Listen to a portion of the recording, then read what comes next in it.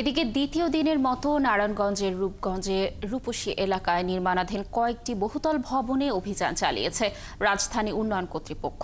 এ সময় ৩টি ভবন মালিককে জরিমানা সহ ভেঙে ফেলা হয় একটি ভবনের কিছু অংশ, বিদ্যুৎ সংযোগ বিচ্ছিন্ন করা হয় আরও একটি ভবনের। রিয়াজ হোসেনের তথ্য ও ছবিতে প্রতিবেদন। রূপগঞ্জের রূপসী বহুতল ভবনটির মালিক হামিদা বেগম। নিয়ম অনুযায়ী রাজুকের অনুমতি নেয়ার কথা থাকলেও তিনি শুধুমাত্র পৌরসভা কর্তৃপক্ষকে জানিয়ে ভবন নির্মাণ করছেন। রাজুক বলছে, রূপসী এলাকায় নির্মাণাধীন কয়েকটি বহুতল ভবনেরই অনুমোদন নেই। তাই সোমবার রাজুকের নির্বাহী ম্যাজিস্ট্রেট মনির হোসেন হাওলাদারের নেতৃত্বে চলা ভ্রাম্যমাণ আদালতের অভিযানে অনুমোদন ছাড়া ভবন নির্মাণ করায় ৩টি ভবনের মালিককে ২ লাখ টাকা জরিমানা করা হয়। এছাড়া ৬ তলা বিশিষ্ট একটি বহুতল ভবনের বিদ্যুৎ বিচ্ছিন্ন সহ নির্মাণ কাজ স্থগিতের আদেশ দেওয়া হয়। অভিযানে নকশা বহির্ভূত ভবন নির্মাণ করায় অন্য একটি ২ তলা ভবনের মালিককে সতর্ক করে ভ্রাম্যমাণ আদালত। আল্লাহ ছাড়া আমার কেউ নাই, আল্লাহ তুমি দেখো। না, রাজুকের তো এখানে কেউই করে নাই, কেউ বিল্ডিং করে নাই। পৌরসভার থেকে আমরা পারমিশন দেয়, আমরা বিল্ডিং উঠাই। ৪ তলা ৫ তলার উপরে নিলে সে রাজুকে যাইতে হয়। আমাদের বলছে যে আপনারা করেন, পরে আলা দেখা যাবে কি ব্যবস্থা করা হয়।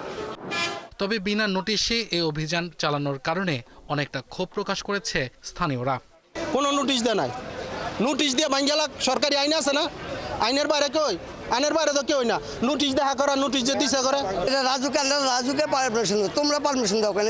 এটা পৌরসভা ধরবো, এটা আমাদের কি? আইসা বলবে যে রাই কইরা থাকুক, তাদেরকে একটা সময় দিব যে এই সময়ের ভিতরে আপনারা পরিষ্কার করবেন। যদি না করে পরবর্তীতে এরা ভাঙতে পারে, কিন্তু হঠাৎ কইরা নোটিশ না দিয়ে আইসা ভাঙ্গা লাইব, এটা তো ঠিক না। অভিযানে নির্বাহী ম্যাজিস্ট্রেট জানান, নিয়ম অনুযায়ী ভবন নির্মাণ না করায় তাদের বিরুদ্ধে জরিমানা সহ নেওয়া হয়েছে নানা আইনি ব্যবস্থা। এছাড়া যেখানেই নিয়ম বহির্ভূত ভবন পাওয়া যাবে সেখানেই অভিযান চালানো হবে বলে জানান তিনি। আইন অনুযায়ী রাজধানীর মধ্যে যে সকল পৌরসভা অবস্থিত বা সিটি কর্পোরেশন কোথাও কিন্তু রাজুক ছাড়া বিল্ডিংয়ের নির্মাণ কাজের প্ল্যান পাস করতে পারে না। কিন্তু এখানে বিভিন্ন জায়গায় এটা বিচ্ছিন্নভাবে করা দেখছি আমরা, বিভিন্ন জায়গায় রয়েছে।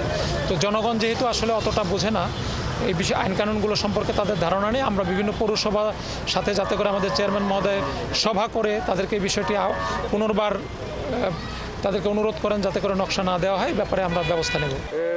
দিনভর চলা রাজুকের এই অভিযানে কর্মকর্তাদের পাশাপাশি আইন শৃঙ্খলা বাহিনীর সদস্যরা দায়িত্ব পালন করেন।